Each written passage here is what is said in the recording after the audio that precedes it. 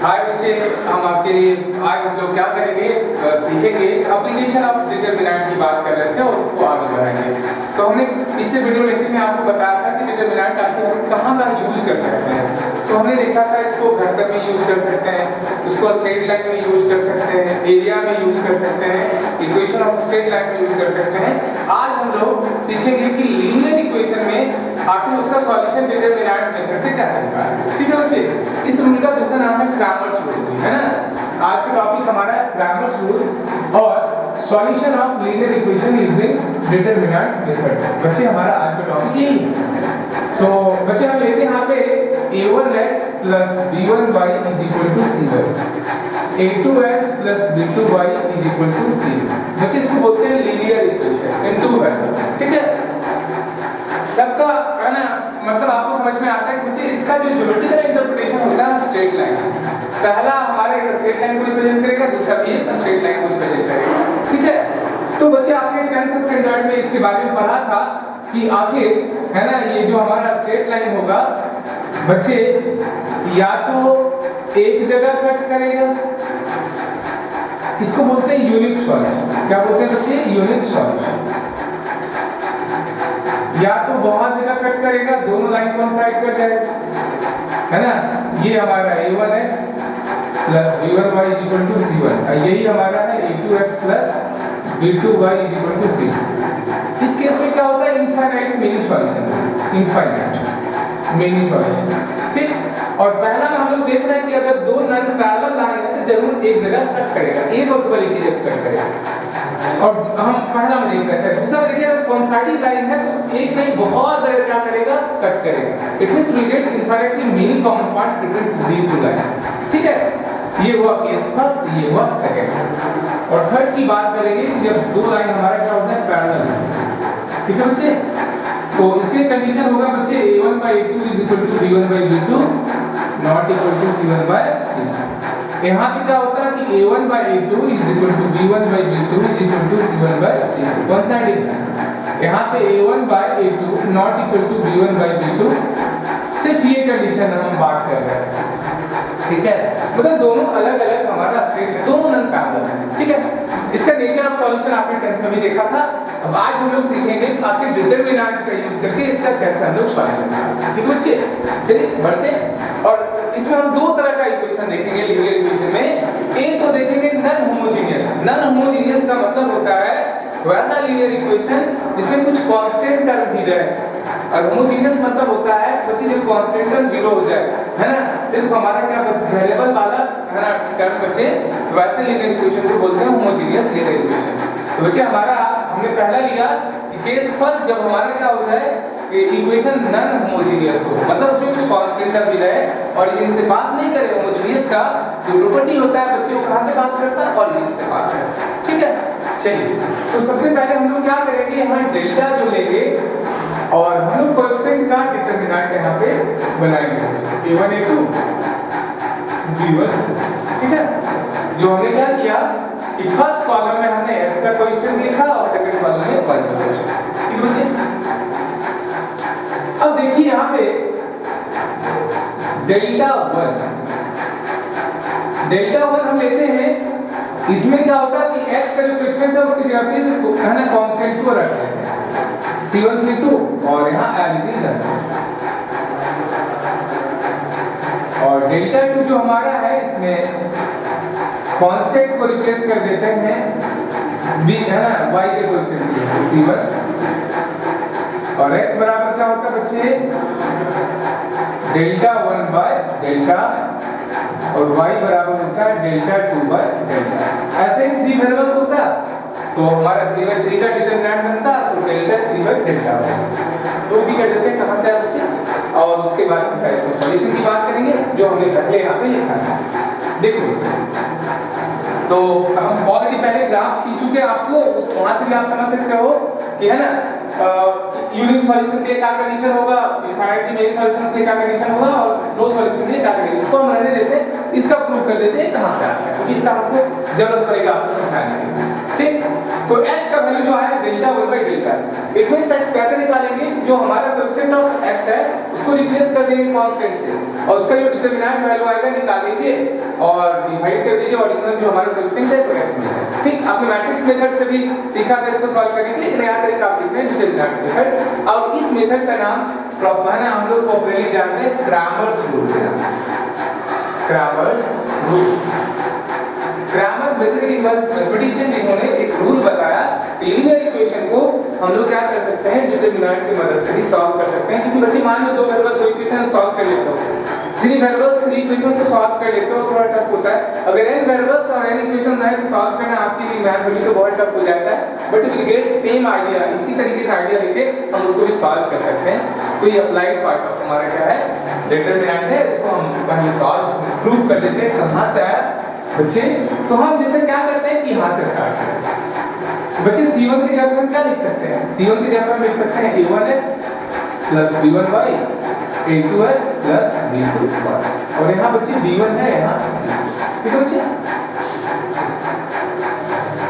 बच्चे हम लोगों ने सीखा था प्रॉपर्टी ऑफ डिटरमिनेंट कि इनसाइड द डिटरमिनेंट हम मैथमेटिकल ऑपरेशन कर सकते हैं। आइदर समेशन लगा देते समेशन रूल लगाएंगे तो यहाँ पे हमारा समेशन में एलिमेंट है a1x और यहाँ फर्स्ट सर्कल यहाँ b1 यहाँ b2। बच्चे यहाँ सेकंड वाला आप लेंगे b1y b2y b1 ये लेंगे बच्चे। यहाँ देखो फर्स्ट कॉलम में कुछ कॉमन दिख रहा है, क्या है x, यहाँ a1 a2 b1। बच्चे यहाँ भी कुछ कॉमन दिख रहा है, क्या y b1 b2 और सॉरी b1 है और b2। फिर यहाँ कॉमन दिख रहा है, यही तो हमारा क्या है डेल्टा, यही तो हमने डेल्टा माना है देखिए। और ये हमारा क्या हो जाता है बच्चे, जीरो हो जाता है। y इनटू यहाँ b1 कॉमन ले लिए और यहाँ b2 कॉमन, 1 1 1 दोनों आइडेंटिकल है, जीरो हो जाता है। तो बच्चे हमें मिला x into delta, that is delta 1 into बच्चे हमें x बराबर क्या होता है delta 1 by delta 1 by delta. बच्चे x का वैल्यू मिल गया। सिमिलरली y के लिए क्या करना है, जब हम क्या किए थे कांस्टेंट को y कॉलम ना सेकंड कॉलम में रखे थे, इसी तरीके से एक्सपेंड करना है तो आ जाएगा y का वैल्यू, ऐसा कर देते हैं। ठीक है, अब क्लियर हो गया कि x का वैल्यू हम लोग निकाल सकते हैं डिटरमिनेंट मेथड से। ठीक, चलिए अब डेल्टा 2 लेते हैं। डेल्टा 2 क्या था बच्चे, देखो डेल्टा 2 तो हमारा था यहाँ a1 यहाँ a2 यहाँ c1 यहाँ c, ठीक है a1 a2। इसकी जगह क्या लिखेंगे, फिर यहाँ से हम रिप्लेस कर लेते हैं a1x plus b1y a2x plus b2y। फिर बच्चे समेशन प्रॉपर्टी लगाते हैं, समेशन प्रॉपर्टी लगाते हैं और समेशन प्रॉपर्टी लगा के बच्चे हम क्या करेंगे, इसको ऐसे लिखेंगे a1 a2 फर्स्ट सेलेक्ट कर लेते हैं a1x a2x plus a1 a2 और यहाँ बच्चे क्या b1y b2, ठीक है। चलिए यहाँ से हम क्या करेंगे, x कॉमन ले लेंगे, यहाँ बचेगा क्या a1 a1 a2 a2, ठीक है। और यहाँ पे y कॉमन ले लेंगे, क्या होगा a1 b1 a2। बच्चे फिर जीरो हो जाता है क्योंकि a1 यहाँ से कॉमन लेते हैं a2 यहाँ से कॉमन लेते हैं, दोनों आइडेंटिकल हो जाता है। और यही बच्चे ये हमारा जीरो हो गया x इनटू 0 और ये y यही हमारा डेल्टा है। डेल्टा हमने नाम दिया ये डेल्टा 2, y बराबर क्या हो गया बच्चे, है ना डेल्टा 2 पर। ठीक है, आपको पता है कि डिफाइन होने के डिनोमिनेटर कभी जीरो नहीं होना चाहिए, ठीक है। ओके, यहाँ से कुछ समझ में आ गया। ओके,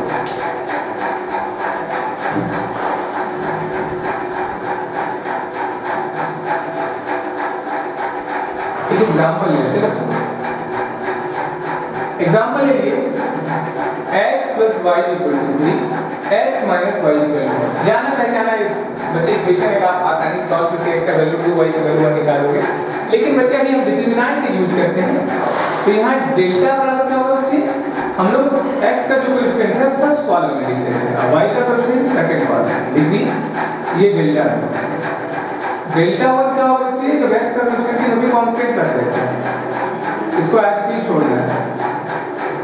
बच्चे इसका वैल्यू निकालोगे, डिटरमिनेंट आपको निकालने आता है, दिस इज व्हाट, ये हो गया -1 और -1, दैट इज -2।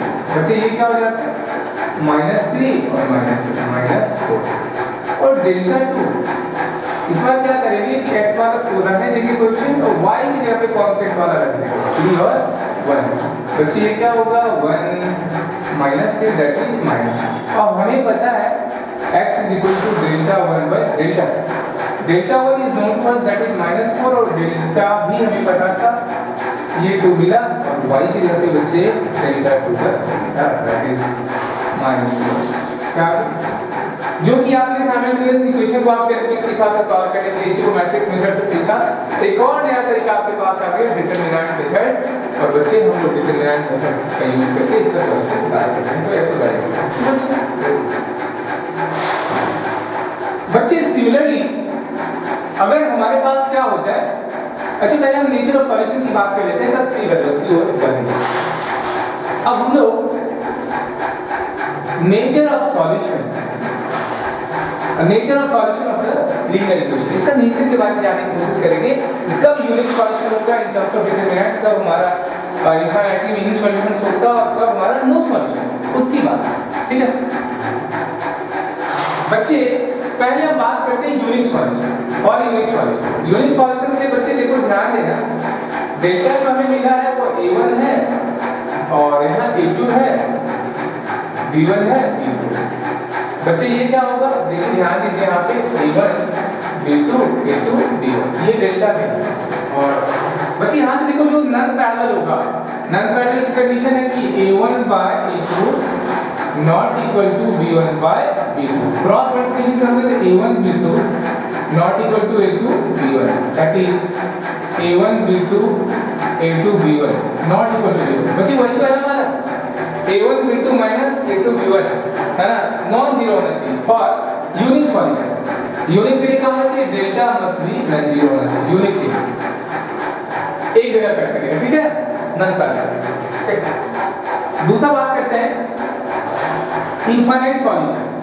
इनफाइनाइट सॉल्यूशन के बच्चे क्या होता है ध्यान देना यहाँ, डेल्टा जो हमें मिलता है वो a1 a2 b1 b2 ये इक्वल है। ध्यान देना ये क्या होता है इक्वल, ये किसके बराबर हो जाना चाहिए, 0 हो जाना चाहिए। डेल्टा 1 क्या हमें मिलेगा c1 c2 b1 b2। यहाँ ध्यान दो बच्चे ये भी 0। हमने आपको प्रॉपर्टी ऑफ डिटरमिनेंट बताए थे और बच्चे अगर थोड़ा सा दिक्कत हो रहा है, हमने प्रॉपर्टी सीखा था कि अगर किसी डिटरमिनेंट का दो रो या दो कॉलम आपस में सेम हो या मल्टीपल हो, इंटीग्रल मल्टीपल है कुछ भी मल्टीपल, उसका डिटरमिनेंट वैल्यू 0 होता है। जैसे देखिए a1/2 = c1/2 है ना, और b1/2 = c1 है ना, ये दोनों की प्रोपोर्शन में इसका डिटरमिनेंट वैल्यू क्या हो जाएगा 0 हो जाएगा। Delta 2 that is a1 a2 c1 c2 ये भी क्या 0 हो जाता है।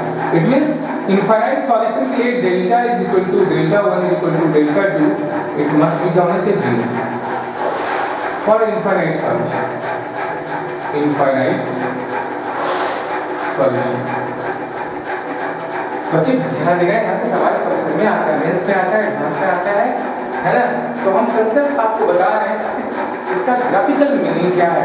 ठीक है, अगर क्या करेंगे ग्राफिकल इंटरप्रिटेशन भी आपका क्लियर है और बच्चे एनालिटिकल भी आपको क्लियर है तो आसानी से प्रॉब्लम को अच्छे से आप सॉल्व करोगे। तो इनफाइनाइटली मेनी सॉल्यूशन के लिए डेल्टा बराबर डेल्टा 1 डेल्टा 2 0 होना चाहिए। ठीक है चलिए यहाँ पे आते हैं और यूनिक या इनफाइनाइट दोनों मिलाकर हम लोग बोलते हैं कंसिस्टेंस है ना, कंसिस्टेंस। जैसे आप बोलते हैं अरे कुछ कंसेप्ट की बात हुई है, या तो एक जगह दोनों की बात बन जाती है, बहुत जगह बात बन जाती है, तो उसको बोलते हैं कंसिस्टेंस। ऐसे इक्वेशन को ग्रुप ऑफ इक्वेशन को बोलते हैं कंसिस्टेंट लीनियर इक्वेशन। ठीक है, अब बात यहाँ पे आता है कि बात नहीं बनती है, यहाँ जो बात नहीं बनती है इस तरह के सॉल्यूशन को हम लोग बोलेंगे नो सॉल्यूशन और इसी को हम लोग बोलते हैं इनकंसिस्टेंट।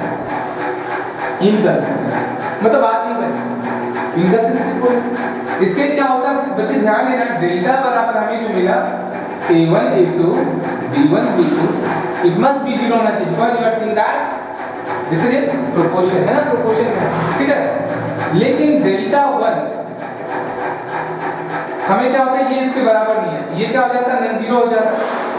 डेल्टा टू भी नॉन जीरो, इनमें से एक आध at least one of them non zero हो जाए तो आप कहोगे ध्यान से बच्चे इसका नो सॉल्यूशन हो गया, पैरेलल हो जाता है, ठीक है। तो डेल्टा जीरो हो जाए लेकिन डेल्टा वन और डेल्टा टू में कोई ना कोई एक आध नॉन जीरो हो, तो ऐसे लीनियर इक्वेशन को हम लोग क्या बोलते हैं बच्चे, इनकंसिस्टेंट। होपफुली आपको समझ में आ गया होगा, है ना, ठीक है। अब बच्चे बात करते हैं कि हमारा C1 C2 क्या हो जाए, स्पेशल केस यहीं पे कर लेते हैं। स्पेशल केस जब हमारा C1 C2 क्या हो जाए, जीरो हो जाए, तो ऐसे इक्वेशन को बोलते हैं हम लोग होमोजीनियस इक्वेशन। क्या बोलते हैं बच्चे, होमोजीनियस लीनियर इक्वेशन, नाम दे देते हैं HLE, होमोजीनियस लीनियर इक्वेशन। इसका ज्योमेट्रिकल इंटरप्रिटेशन बच्चे ये होता है कि ये ग्राफ कहां से पास करता है, ओरिजिन से पास करता है। जब दोनों ओरिजिन से पास करता है तो एक सॉल्यूशन तो कंफर्म है ना, एक सॉल्यूशन तो कंफर्म है। और यूनिक सॉल्यूशन के हम लोगों ने देखा था ये नॉन जीरो होना चाहिए, दोनों नॉन पैरेलल होना चाहिए। तो इसमें क्या होता है कि एक तो सॉल्यूशन मिनिमम होना है ना, इसका कंपल्सन हो गया, एक होगा नहीं तो इनफाइनाइट भी होगा। और एक सॉल्यूशन अगर होता है तो उसको बोलते हैं ट्रिवियल सॉल्यूशन। क्या बोलते हैं बच्चे, ट्रिवियल। ट्रिवियल मतलब होता है सम, मतलब एक जगह पे, ठीक है। और अगर कोइंसाइड कर जाए दोनों लाइन तो क्या हो जाता है, नॉन ट्रिवियल सॉल्यूशन। क्या होता है बच्चे, नॉन ट्रिवियल सॉल्यूशन, ठीक, या infinitely many solution in case of homogeneous. Non trivial से बहुत क्वेश्चन आता है, ठीक है। तो हम लोग क्या देखेंगे कि अगर C1 C2 जीरो हो जाए, ये नॉन जीरो रहे तो उसको यूनिक सॉल्यूशन, यहां पे नाम इसको बोलेंगे यूनिक या non trivial, non trivial, sorry unique या ट्रिवियल। और ये जो सॉल्यूशन मिलेगा 0 0 मिलेगा, ठीक है। जितने भी होमोजीनियस रिलेशन होते हैं कहां से पास करता है, ओरिजिन से पास करता है, ठीक है। एक सॉल्यूशन तो 0 0 मिलेगा। और इस केस में आप ध्यान देना बच्चे, ये अगर नॉन जीरो है और जो भी हम लोग C1 C2 करते हैं 0 0 रखेंगे तो ऑल जीरो प्रॉपर्टी से 0 हो जाएगा, डेल्टा 1 डेल्टा 2 0 हो गया, है ना। तो बच्चे डेल्टा 1 डेल्टा 2 तो 0 होता ही होता, लेकिन डेल्टा 1 जो है ना, डेल्टा नॉन जीरो होना चाहिए यूनिक सॉल्यूशन के लिए और ट्रिवियल सॉल्यूशन के लिए। और नॉन ट्रिवियल के लिए तो ये तो 0 कंफर्म हो ही जाता, इस केस में 0 0 0 0, तो इसे भी 0 होना पड़ता है, तो इसको हम लोग बोलेंगे non trivial solution, non trivial या इनफाइनाइटली मेनी सॉल्यूशन। फिर से बच्चे समझ लो, यहां से कुछ बहुत आता है, ठीक। ट्रिवियल और नॉन ट्रिवियल, जब बच्चे हमारा लीनियर इक्वेशन क्या होता है, होमोजीनियस, दैट इज कहां से पास करें, ओरिजिन से पास करें। और उसके बाद हमें उसका नेचर ऑफ सॉल्यूशन की बात करेंगे, तो एक सॉल्यूशन तो कंफर्म होगा, वहां पे नो सॉल्यूशन की बात नहीं बनेगी। और जीरो के अलावा भी सॉल्यूशन अगर चाहते हैं तो दोनों लाइन हमारा कोइंसाइडिंग हो जाता है और ग्राफ ऐसा बन जाता है बच्चे, दोनों का ग्राफ कहां से पास करेगा, ओरिजिन से। और यू कैन सी दैट जब कोइंसाइड कर गया लाइन तो ये यानी बहुत जगह ये क्या करेगा, इसको है ना सॉल्व करेगा, दोनों कॉमन पार्ट्स है। क्लियर हो गया बच्चे। तो हमने नॉन होमोजीनियस के केस में देखा तीन तरह का सॉल्यूशन दे सकता है, या तो यूनिक देगा, इनफाइनाइट देगा, या नो सॉल्यूशन देगा। लेकिन in case of homogeneous linear equation हमें दो तरह का सॉल्यूशन मिलेगा, है ना, नो सॉल्यूशन वाला कंसेप्ट खत्म हो जाएगा। आइदर यूनिक सॉल्यूशन का नाम ट्रिवियल बोलते हैं, या इनफाइनाइटली मेनी सॉल्यूशन इसको नॉन ट्रिवियल। होपफुली बच्चे समझ में आ गया। अब ये जो कंसेप्ट है हमने है ना दो वेरिएबल में लिया, और ये हमारा दो से ज्यादा भी वेरिएबल आता है और उतना इक्वेशन है सब ले ट्रू, ठीक है बच्चे। The above concept is true for more than two variables as well. तो अब हम जनरलाइज कर लेते हैं बच्चे।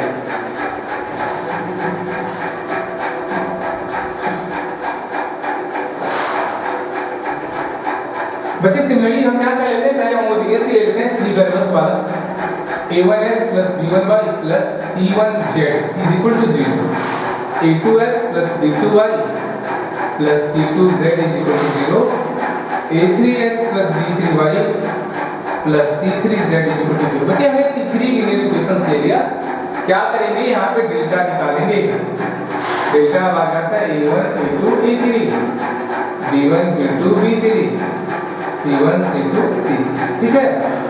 और डेल्टा 1 तो 0 होता ही होता, क्योंकि यहाँ क्या करेंगे, कांस्टेंट से रिप्लेस करेंगे बच्चे 0 0 0, यहाँ हो गया b1 b2 b3 c1 c2 c3, ये 0 हो जाता बच्चे। सिमिलरली डेल्टा 2 भी 0 हो जाता, डेल्टा 3 भी 0 हो जाता, ठीक है।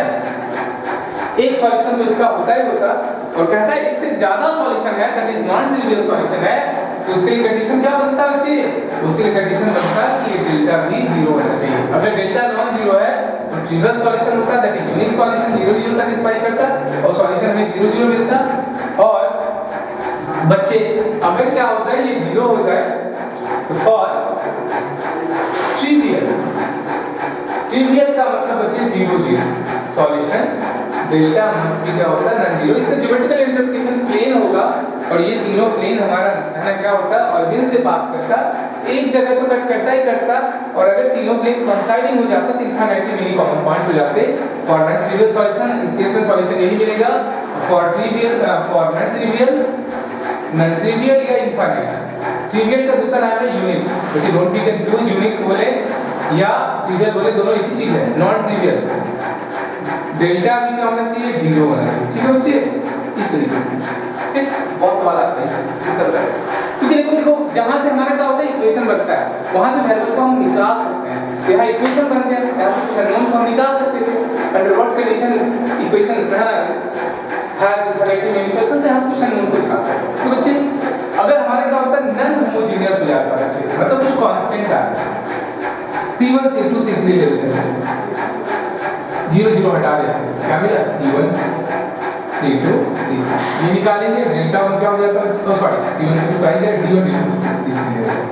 D1 D2 D3। तो बच्चे यहाँ पे डेल्टा 1 के जाते सिमिलरली वैसे करेंगे D1 D2 D3, ठीक है बच्चे। और सेम कंसेप्ट बच्चे डेल्टा 2 भी निकाल सकते हो, डेल्टा 2 कितनी बराबर होगा डेल्टा 2 इस बार y के कंपोनेंट के जगह कांस्टेंट रखेंगे A1 A2 A3 D1 D2 D3 C1 C2 C3 और delta 3 A1 A2 A3 D1 D2 यहाँ D1 D2। फिर कहते for unique solution, for unique same concept delta must be non zero, ठीक है। तो सॉल्यूशन कैसे निकालेंगे बच्चे x equal to delta 1 by delta, y equal to delta 2 by delta, z equal to delta 3 by, ठीक है। ऐसी बात को पता है कि अगर x y z फाइनाइट हो तो डिनोमिनेटर कभी जीरो नहीं होगा। For infinite solution, for infinite solution बच्चे क्या होता है delta is equal to delta 1 delta 2 delta 3 सब जीरो।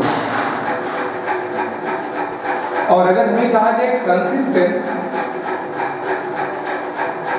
ये दोनों का जॉइंट फॉर्म है, इसका यूनिक और इनफाइनाइट, दोनों का जॉइंट फॉर्म क्या बोल देते हैं बच्चे कंसिस्टेंट, मतलब आप नहीं, ठीक है।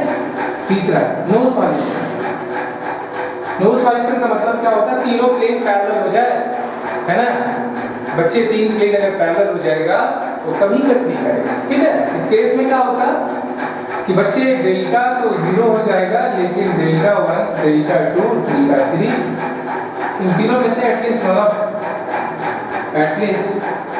One of them must be क्या होना चाहिए नॉन जीरो होना चाहिए, ठीक है। नॉन जीरो हो जाता है इसका मतलब क्या होगा कि ये फाइनाइट मिला ये जीरो कर दे, जीरो से डिवाइड करें इंफिनिटी हो जाता, इंफिनिटी डिवाइड चीज होता नहीं जाके कहां मिलेगा इंफिनिटी पे, है ना। इस केस में हमारा क्या होता है नो सॉल्यूशन, ठीक है बच्चे। ओके, अब इससे मैं कुछ क्वेश्चंस कर लेते हैं, है ना, जो पूछा गया है, तो बच्चे आपको क्लियर हो जाएगा आपके हम लोग, है ना, कैसे है ना बच्चे मदद करता है। एग्जांपल देखो बच्चे कहता है x minus kx minus z equal to 0, kx minus y minus z equal to 0, x plus y minus z equal to 0, है ना बच्चे इक्वेशन दे दिया है, ठीक। और कहता है इस लीनियर इक्वेशन का नॉन ट्रिवियल सॉल्यूशन हो, मतलब 0 के अलावा भी सॉल्यूशन हो, तो बच्चे क्या होगा कहता है k का वैल्यू बताओ, ठीक है। चलिए तो सबसे पहले बच्चे बताओ ये हमारा जो इक्वेशन है वो कैसा है, ये हमारा होमोजेनियस है, मतलब कहां से पास करें ऑरिजिन से पास करें, ऑरिजिन से पास करें एक सॉल्यूशन तो हुआ ही हुआ, और कहता है एक नहीं इनफाइनाइटली मेनी सॉल्यूशन है, क्या करेंगे? क्या करेंगे बच्चे? हम सबसे पहले इसका डेल्टा निकालेंगे, that is determinant of coefficient of variable. x का हम लोग फर्स्ट कॉलम में लिखते हैं, तो x का क्या कोएफिशिएंट है बच्चे? 1 है, k है, 1 है। y का यहाँ लिखेंगे सेकंड कॉलम में -k -1 1, और z का यहाँ लिखेंगे -1 -1 ये 0 के बराबर होना चाहिए, क्योंकि infinitely many solution delta 1 delta 2 delta 3 तो 0 होता ही होता है, इससे भी 0 होना चाहिए, ठीक है? चलिए बच्चे, और हमें पता है कि क्या करना है कि बच्चे डिटरमिनेंट क्या होता है? पहाड़ होता है, और पहाड़ को तोड़ने के हमें एक स्ट्रैटेजी चाहिए, न कि मसल पावर। तो बच्चे ये डिटरमिनेंट है, आप डायरेक्ट मीट कर सकते हैं, लेकिन बच्चे आप देखो इसको कमजोरी को पकड़ो, कहाँ वीक पॉइंट है, आपस में झगड़ा करा देते हैं अंदर में, और ये तो है डिवाइडेड रूल, तो अंदर में हम लोग इसको डिवाइड करने की कोशिश करते हैं, आपस में किसको घटा दे तो उसको 0 कर दें। तो बच्चे गौर करना, अगर हम क्या करें कि अगर फर्स्ट कॉलम में थर्ड को जोड़ दें, ये प्लस है, ये माइनस है, 0 हो जाता, ये प्लस माइनस 0 हो जाता, k माइनस 1 हो जाता, हमारा काम हो जाता है, ठीक है? थोड़ा आसान हो जाएगा। तो ऐसे करते हैं, हम थोड़ा सा प्रॉपर्टी लगा देते हैं, c1 की जगह पे c1 प्लस c3 कॉलम में ऑपरेशन कर रहे हैं, ठीक है? तो यहाँ पे जब हम लोग करेंगे तो क्या मिल जाएगा? यहाँ 0 मिल जाएगा, यहाँ k -1 मिल जाएगा, यहाँ 0 minus of k minus of -1 -1 ठीक है बच्चे? ये 0 क्लियर? अब बच्चे हम लोगों ने सीखा है कि डिटरमिनेंट किसी भी एक रो या किसी भी एक कॉलम का लॉन्ग हम लोग स्टार्ट कर सकते हैं। For the convenient we will select the row और column having maximum number of 0 और सबसे वीकेस्ट एरिया है। तो हम लोग क्या करेंगे? इसको सेलेक्ट करेंगे, माइनस हो जाता माइनस ऑफ k -1, इसको सेलेक्ट किए, इसे हॉरिजॉन्टल वर्टिकल भूल गए बचा, ये बचा, that is what minus of k minus of 1 minus is equal to, ठीक है बच्चे? तो माइनस उधर भेज दें, कोई फर्क नहीं पड़ेगा, k -1 इसको करेंगे तो बच्चे क्या हो जाएगा? माइनस माइनस प्लस k और प्लस इज इक्वल टू बच्चे k का दो वैल्यू लेगा, आइदर k -1 इक्वल टू 0 तो k इक्वल टू 1 और k + 1 equal to 0 k equal to. तो बच्चे हमें k का दो वैल्यू लेगा प्लस माइनस 1, अगर k का वैल्यू प्लस माइनस 1 हो जाता तो बच्चे इस लीनियर इक्वेशन का इनफाइनाइटली मेनी सॉल्यूशंस, ठीक है बच्चे?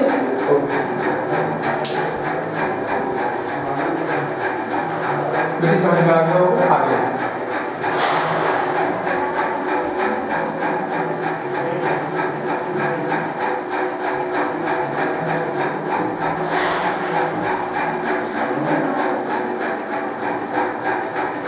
देखो बच्चे, एक सवाल पूछा, ये सवाल है a² - 3 into x plus y plus z is equal to 0, x a² - 3 y z is equal to 0, x plus y a² - 3 is equal to z is equal to has infinitely many solutions. Then find the values of a का value बताओ जिसके लिए ये जो set of solutions दिया गया है, कहता है कि इसका इनफाइनाइटली पहला क्वेश्चन था आईटी का था, ये भी क्वेश्चन देखिए आईटी का है ना? कैसे आप सॉल्व करोगे? बहुत आसान है, अगर कांसेप्ट आपने समझ लिया तो क्वेश्चन में कोई दम नहीं। बच्चे सबसे पहले हमें देखना है लीनियर इक्वेशन है, ठीक है? लीनियर इक्वेशन है और कहता है कि इसका इनफाइनाइटली मेनी सॉल्यूशंस हो तो a का वैल्यू क्या होगा? तो बच्चे हमें पता है कि अननोन तब निकाल सकते हैं जब इक्वेशन के फॉर्म में कन्वर्ट करें। तो अभी तो हमने देखा था सिमिलर क्वेश्चन है, डेल्टा निकालेंगे, डेल्टा हमें क्या मिलेगा? a² - 3 1 1 1 क्वेश्चन लिखते हैं, हम पहला रो में लिख दिया x by x same as vector, यहाँ 1 है, a² - 3 है, 1 है, 1 है, 1 है, a², ठीक है बच्चे? अगर मैट्रिक्स की टर्म में समझने की कोशिश करें कि हमारा सिमेट्रिक मैट्रिक्स है, ओके? सिमेट्रिक मैट्रिक्स आ जाता है तो रो में ऑपरेशन करो या कॉलम में करो, आशा सेम हो। तो हर हमेशा हम लोग ये कोशिश करेंगे कि कुछ है ना इंटीरियर ऑपरेशन अप्लाई करके इसको वैल्यू निकालें। डायरेक्ट भी हो सकता है, लेकिन बच्चे थोड़ा ऑपरेशन अप्लाई करो, आसान हो जाए। ऐसा करते हैं कि हम r1 की जगह पे लिख देते हैं r1 + r2 + r2। ऐसा करेंगे तो बच्चे क्या होते हैं, दोनों ऐड हो जाता है और यहाँ a स्क्वायर माइनस 1, यहाँ b square minus 1 a square. बच्चे यहाँ 1 है a square minus 3 1 1 1 a square is equal to. बच्चे ऐसा हमने कर दिया तो फर्स्ट रो में हमारा सिमिलर एलिमेंट आ गया, सेम एलिमेंट आ गया, उसको बाहर निकालेंगे। इसको बाहर निकालेंगे तो बच्चे हमें क्या कॉमन आएगा, a स्क्वायर माइनस बचा क्या 1 1 1 1 a square minus 3 1 1 1 a square. ठीक है बच्चे, अब दो फैक्टर 0 के बराबर है तो क्या लिखते हैं, either a square minus 1 equal to 0 a equal to plus minus 1, दो वैल्यू तो यहाँ से और यहाँ 1 है 1 है 1 है 1 1 a square minus 3 1 a square. ठीक है बच्चों, जब 1 1 आ जाए तो आप बहुत लकी हो। ठीक है, दो सॉल्यूशन तो मिल गया, a equal to plus minus 1, आगे और निकालते हैं क्योंकि और भी फैक्टर बचा होगा। फिर बच्चे ऐसा करते हैं कि हम फर्स्ट रो में से थर्ड को माइनस कर देते हैं। ठीक है, थर्ड को माइनस करने के लिए दो जीरो हो जाता है। फर्स्ट r1 की जगह पे r1 माइनस r2 क्या होगा बच्चे, माइनस जो भी करोगे 0 0 और ये माइनस करेंगे तो क्या हो जाएगा 4 माइनस a। ठीक है बच्चे, और आज भी कर दें और समय हमने इसमें काम नहीं किया तो जस्ट कॉपी और पेस्टिंग करेंगे। ठीक है, अब बच्चे हमें एक्सपैंड करना है तो उस रो या उस कॉलम को सेलेक्ट करेंगे जो हमारा कमजोर हो, कमजोर हमारा फर्स्ट वाला है। बच्चे हमने क्या किया, यहाँ से कॉमन निकालिए है ना, इसके लॉन्ग एक्सपैंड करें 4 माइनस a स्क्वायर, इसलिए थे वर्टिकल हॉरिजॉन्टल भूल गए, बचा क्या ये वाला 1 a स्क्वायर माइनस 3 1 1। बच्चे 4 माइनस a स्क्वायर है और इसके हम लोग करेंगे कि कितना जाता 1 minus a square plus 3, that is again we are seeing that what 4 minus a square into 4 minus a square is equal to 0, that is 4 is equal to a square, a का वैल्यू प्लस माइनस। ठीक है, तो बच्चे total value जो a जो हमें मिला 4 value मिला प्लस माइनस 1 प्लस माइनस 2 है ना। तो इस तरीके से हम लोगों ने देखा कि आपके लीनियर इक्वेशन में कैसे हमें डिटरमिनेंट मदद करता है। और बच्चे एक हम अभी आपको शॉर्ट कट ट्रिक बता देते हैं ताकि डिटरमिनेंट का वैल्यू कैसे निकाला जाता है, थर्ड ऑर्डर का डिटरमिनेंट है ना बच्चे। ये इसका थर्ड ऑर्डर का अगर हमें डिटरमिनेंट वैल्यू निकालना हो तो बच्चे आसान तरीका बताते हैं। कभी अगर मान लो क्या हो डिटरमिनेंट निकालने में आपको दिक्कत हो रही हो तो you can use this method, इस पॉपुलरली इस मेथड का नाम है सारस रूल।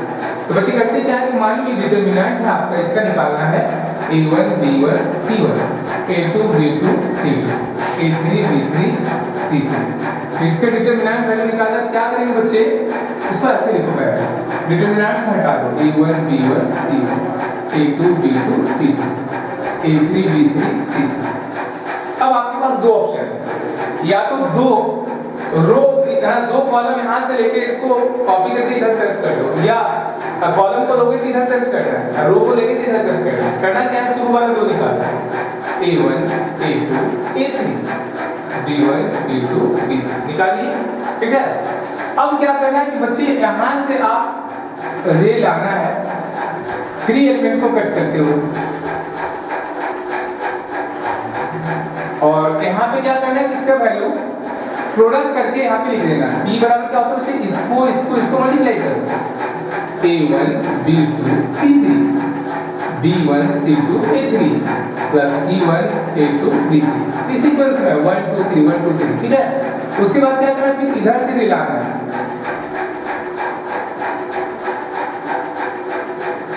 यहाँ से मिलाना है, 3 को कट करना है। ठीक है, n जो होगा बच्चे वो हो जाएगा c1 b2 a3 plus a1 c2 b3 b1 a2 c3, और जो डिटरमिनेंट वैल्यू होगा बच्चे डेल्टा जो होगा वो बराबर हो जाएगा p माइनस। ठीक है, एक छोटा सा एग्जांपल इस पे दे देते हैं ताकि क्लियर हो जाएगा कि हम लोग कैसे यूज करते हैं।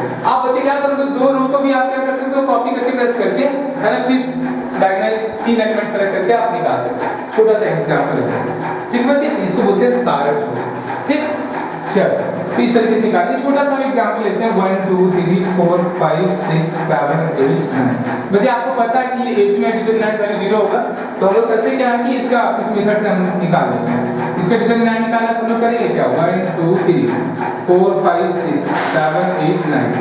दो कॉलम को कॉपी करो 1 4 7 2 5 8 ये ले लिए बच्चे। अब यहाँ से क्या करेंगे, ये वैल्यू लेंगे, तीन एलिमेंट को कट कराएंगे बच्चे। फिर इधर से आएंगे, तीन एलिमेंट को कट कराते हुए, और यहाँ से ये p किसके बराबर होता है बच्चे? p हम लोग कैलकुलेट करते हैं 1 into 5 into 9, 1 into 5 into 9 बच्चे। फिर plus 2 into 6 into 7 plus 3 into 4 into 8। ठीक है बच्चे। फिर इधर से हम लोग ये तो p हो गया, n जो हम लोग करेंगे बच्चे यहाँ से क्या हो जाएगा 3 into 5 जो कट कर रहा है 7 plus 1 into 6 into 8 plus 2 into 4 into 9। बच्चे क्या करना है, इसका डिटरमिनेंट वैल्यू निकालेना है p माइनस n करके 0 आएगा। ठीक है, सिंपलीफाई करेंगे। तो बच्चे इस तरीके से हम लोग सारे रूल का यूज कर सकते हैं, जहाँ पे आपको तकलीफ हो, दिक्कत हो, डिटरमिनेंट निकालने में बहुत यूज कर सकते हैं। और बच्चे क्लास में हमारी एक ही रिक्वेस्ट रहती है, क्योंकि आपका लाइक और आपका कमेंट हमारे लिए एनर्जी का काम करता है। और बच्चे आज हम लोग आज की कहानी यही खत्म करेंगे। और बच्चे अगर आपको क्या होता है कि आपको फायदा होता है, आपको लगता है कि हाँ आपको एडवांटेज हो रहा है, इस चीज़ को आप क्या करो, अपने फ्रेंड को भी शेयर करो, लाइक करो, कमेंट करो, सब्सक्राइब करो, जो हमारे लिए क्या होता है एकदम आपका एनर्जी मेरे पास पहुंच जाता है, और हम फिर क्या होता है हाईली एनर्जेटिक हो जाते हैं और आपके लिए हो रहा है। Thank you very much for watching.